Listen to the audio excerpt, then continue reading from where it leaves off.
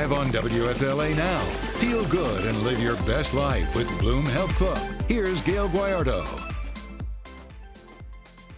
Today we're talking about bouncing forward in lieu of back-to-back hurricanes this season that ravaged the first one 500 miles of the eastern coastline, only to have another one right behind it, taking people's belongings, taking their loved ones away, destroying everything they know in life. So today we're going to talk to a performance and mindset coach. She's a two-time TEDx speaker, presenting powerfully, Debbie Lundberg, who herself is living her own motto. Debbie, welcome to Bloom. It's so great to see you.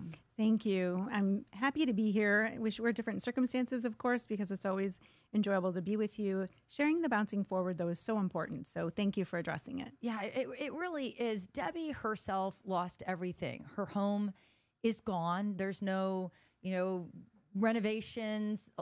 The majority of her belongings are gone. And she's been sharing her story on social media, and the outpouring of love that's come in the wake of it has been really incredible. And it's been an eye-opener of how community comes together during such dark times. They really do. They want to be the light. And sometimes if we don't allow people to do something, they feel even farther away. So by allowing people to be part of the moving forward, you're including them on the journey and you're giving them hope, and they have actionable items to feel as though they contributed, because they really did contribute. And you've actually kind of started a movement out of this. Talk to me about that. It was interesting. So it was Thursday during the night. We saw the house consumed by the storm surge. And as we were grateful to be at our neighbors after Michael held Daisy over his head and I swam across, because within 45 minutes it had really come on strong. So while we were there, we just made a post that we'd lost the house and that we would be taking care of things the next day, and just to show up. Don't text, don't call, please, because we may not be able to respond. But people showed up, 30 on Friday, 40 on Saturday, 50 on Sunday. And as we were waiting for the adjuster to show up on Sunday, sitting out in God knows what chairs, and I said to Michael, you know what we just experienced? I said, it's active love. And it really struck me that people want to do something, and the people who were able to show up, and I realize not everybody can, but they acted on that love. And so, yes, I coined the phrase active love, and people have really kindly taken to it. I love it because, I to your point, people do want to do something, but they just never know what to do. And you and I talk about the loss of hurricanes, and what we're seeing, the destruction is going to be living on. It's going to take people years to rebuild. So now more than ever, active love is something that we need to embrace. It's not just, yes, it was great for everybody that showed up, all the help to clear out the house, but this is something that you and I have been talking about that we need to launch through the holiday season and beyond. So when you talk about active love, what does that mean? Active love means not saying, let me know what I can do, or even saying, how are you? Because those require a response. And for some people, even responding to a question or a text or a phone call, it's nearly debilitating because there's been 27 to 270 other things. Active love is, here, I did it. So somebody shows up with food, or somebody sends you a gift card, or somebody shows up and says, I'm gonna take your kids for an hour while you go do this. It's not as though you're going to rest. It's that you're going to be able to do something even more productively. So the active love is somebody taking action from the kindness of their heart without needing necessarily your permission or your guidance. And it may not, listen, it's not going to be perfect. But what it is it's perfectly wonderful that people want to engage without saying, here's a to-do for you. If I send to you and say, well, Gail, I'm sorry to hear this happened, any type of loss, let me know what I can do. Now you've got to think about what's my capacity, what are my capabilities, and then you're supposed to assign me something. That's really not the way to go. It's better for me to say, these are the two things that I'm good at. And I'm going to do both of them unless you tell me not to. If you don't want me to, tell me, but otherwise, please don't respond. The best thing you can say to somebody is no response required. I love that. Yeah. You're right, because response is one more act on a to-do list that people have that's a mile long. I want to talk about, because mindset is your specialty. It's what you teach people to move forward with their careers, with their lives, with their dreams. But mindset really comes into play right now because this is the type of loss that people feel all the time. It doesn't need to be a hurricane that rips away everything. It could be a bitter divorce and you lost the house that you were used to living in. You lost precious time spent with your kids. You lost finances. I mean, loss happens all the time through death, whatever the case may be. What is the mindset focus when you feel like you've hit rock bottom? Yes, mindset is knowing that loss is part of living. And so that's not a negative. It's that loss is part of having had. So you can't lose unless you've had. And it's not to be a Pollyanna about it. But if your mindset is, what did I gain from what I had before this was removed? So even status is challenging for people. There's a status about where you live, or if you were married, or if you had that home. So when you think about what did I gain is more of the mindset than what am I losing?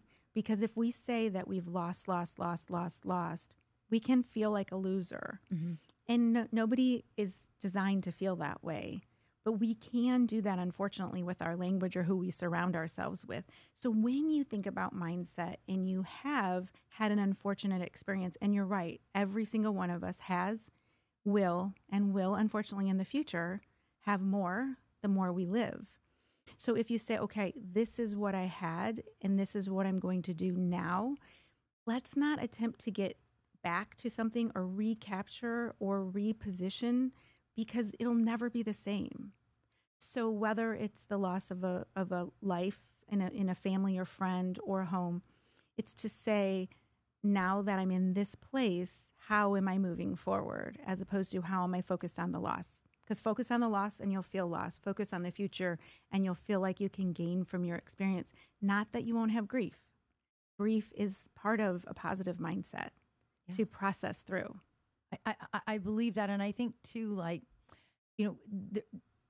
walking through the darkness of life is never easy. I've been there. 20 years ago, I lost everything. And this is not a podcast about Gail, but I'll tell you, everything as I knew in my life was over. And, there were many days that seemed long and dark, but after I look back at it in retrospect, what I learned, the character building, the personal changes in myself, the relationships built, life built. It's really transformative if you can just see that light at the end of the tunnel, which is very difficult when you're up to your ears in everything being turned upside down in life, which a lot of people are. It's true. And if you don't see the light, I didn't mean it to rhyme, but as I'm hearing it in my head, it does. It's be the light. So if you can't see the bright light, be a little bit of a light and realize what is something today. And this language is okay. It's not great. Sometimes if I feel that way, I say, what wasn't as bad as it was yesterday? Now, that comparison, you don't want to stay in that forever. But if it's a tremendously dark day and tomorrow is dark, but it's not as dark, and you say, you know what wasn't as dark? It wasn't as dark getting in my car by myself today because I felt less insecure about where I was and where I was going. I felt a little bit more security. If you can take every bit of that and make that your gratitude and make that your okay, you will move from okay to better than okay to acting really on your own 2 feet, and you keep moving forward. So the light is there, but if it's so dark that you don't see it, you don't want to succumb to it. You want to be it in some small way.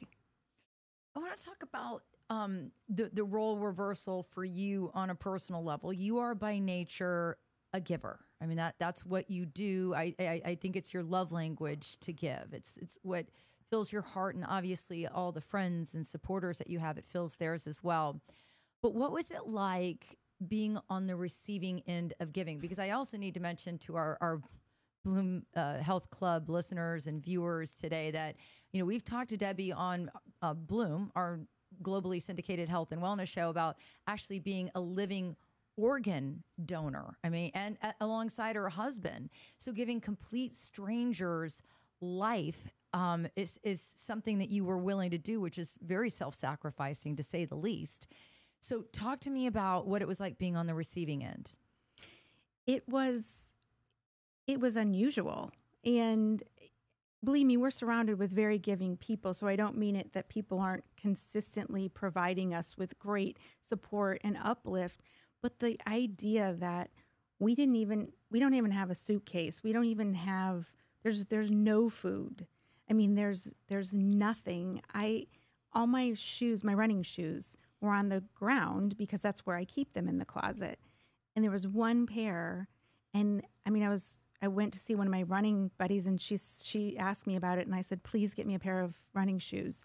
And to get that out, I almost felt like, is that greedy? But it wasn't. And she's like, absolutely, I'm on it.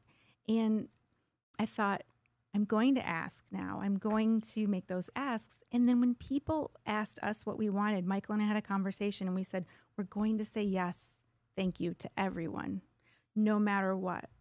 And people who we don't really know, people who we do know well. And it became part of our sense of belonging. And then when people started sharing that people lost everything, we have clothes, and we had 10 families. They'd say, what can I do? I'm like, take a bag of clothes. Apparently with salt water, if you wash it 3 times in hot water within 24 hours, there's a good chance of saving it.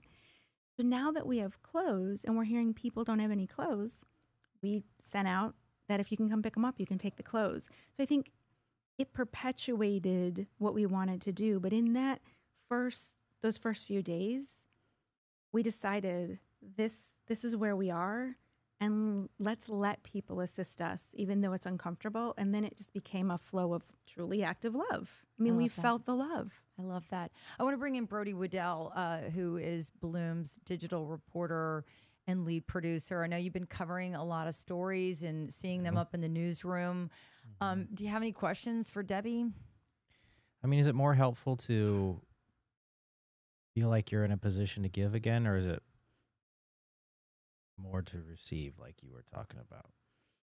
I think that when, as we were talking, Brody, that anytime you have that mindset of, I have more than I need, then you can give. So if you go from the darkness to the light, and the light is, I have 4 pairs of these shoes or 3 dresses, and this person has none, let me give them 2 because I'm okay with 1. Gail's right. For me, it was, I appreciate and I'm grateful for all that everybody gave. When, though, I felt like I could give a little something, it felt like I was more part of the community and not solely taking. So that part, I was telling Gail, there were apparently 100 apartments that people had to get, and I could have the number wrong. You guys probably know better, but where people had to be taken out by boat, and so many had children, and they're having their homecoming, and so they were asking for dresses. And I looked, and my dresses were all up high, and some of these wonderful friends, they put it, and the boxes said, Debbie, fun and formal. I was like, I don't know what all's in there. But if you can come and pick them up, you can take them. And right or wrong, good or bad, it made me feel better that those dresses may get worn at a homecoming, because I would hate to think of a 15, 16, 17, 18-year-old not going to their homecoming because I had something called fun and formal in a box that they could have used. Because I'll go to a gala or formal, and I could get away with wearing this dress I'm wearing right now. So it's probably a long answer to a really appreciated thinking I had something to give. What about all the people that have moved in with one another? You're cohabitating with other people, and did you go through that as well? We did. We were very fortunate that Michael's dear best friend, who he happens to work for, the company really stepped in, and we stayed at his home. So we stayed at our neighbors across the street the first night. We stayed with Ben and Aaron and their kids 2 more nights. And then I said, I'm concerned I'm going to snap at someone, because no matter what, I mean, I'm an optimist, but that was a lot. And so by that night, I said, I really just want to go up to the room, not because I want to be rude, but I'm concerned that I'm just going to say something or snap, So we wanted to go to a hotel, but there wasn't a hotel available. And the other point was, do we really want to search for one when some people don't have someone to stay with? So they kept saying, it's okay, come down. But I was like, I'm just going to stay in the room, not because I want to be antisocial, but because it really was I wasn't in the best headspace. Right. But then we were able to stay in a hotel for a couple of days, and people started reaching out because I do so much on family dynamics. They were saying, I'm staying with my brother, my sister, my mom, but they're driving me crazy with X. I'm like, okay, let's walk through it. Yeah. You have a house, you have a home, an apartment, something over your head. So people were asking me, how do I say this? And I liked that people said, do you have the capacity to answer this right now? And again, Brody, to your question, I thought, yes, I want to give you some language for it. But people being on top of people or in a space that they're not used to is unnatural in America. I mean, in other countries, it's very common to have many generations under one roof. I remember in Cuba seeing so many families together, but we're not used to it. And so it's that go outside, take a break, or say to somebody, because I love you and I'm grateful that I'm here, I'm going to go in the room by myself for right now because I'm probably not going to say anything that's useful. And it's okay to do that. Right. But and if you do snap at somebody or criticize them, give it a sincere apology and say, can we clear the air? Because it's going to happen. It's going to happen. I mean, we have a neighbor whose house was, decimated. She's living with us, and it's probably going to be for several months. And I would call this girl definitely a friend, but not the kind of friend that you see all the time, or you're dining with, or you're lunching with, or you're grabbing a quick. This is more like a tertiary friend. Mm-hmm. Mm-hmm. And, I think she is really, like zeroed in on the fact of boundaries of like, what can I do? May I walk with my dog who's the size of a horse in the backyard and just sit down and in the morning and answer some phone calls and some emails and things like that. So I think maybe boundary setting is a good one too. If you're living with somebody and you're doing it as an act of kindness, maybe setting up those boundaries at the start so it doesn't become problematic as the weeks and possibly months go by. Definitely. So this takes me back to when I used to move and I would have that 30 days. And one time I was in the same state as my parents and I stayed with them instead of in a hotel. And the very first night we went to dinner and talked about boundaries and how long was acceptable and what food, what amount of money, what times. And so you're right, Gail, having the boundaries and prefacing it by saying, because it's most important that we maintain our friendship, let's please have boundaries. And one of the best things you can do is each write down what you would like for your boundaries, because one of you is more vocal than the other, and one of you is more courteous than the other. And it's like that last piece of something where you're like, you have it. No, you have it. This is where you're living and this is your safe space. So if you all write down your husband, her, anybody who's going to be in the space, what times they're going to get up. And if you write them down first, you won't back down. And then you have conversations and you take a whiteboard if you have it, or just a big piece of paper and say, all right, in the morning, who's doing what? And then get agreement. And so the accountability becomes, what did you agree to? And even though it's a different experience and it's not what any of you want, you're going to make the best of the experience you have. But without doing that first, you're going to be saying to Brody one day, oh my gosh, I'm losing it. I'm just going to stay at the station. Yeah. Yeah. You can see that. And that's the last thing you want. You want your neighbor that you're helping and that you appreciate in life to be your neighbor that you still adore, when the time marches on. But I was just curious about that because we're at the very beginning of what's going to be a very long relationship together. And so far, so good. But I was just curious about what your thoughts were on cohabitating with others. Hope is not a strategy. So Yeah, absolutely have a plan. Planning is a strategy. Agreement is a strategy.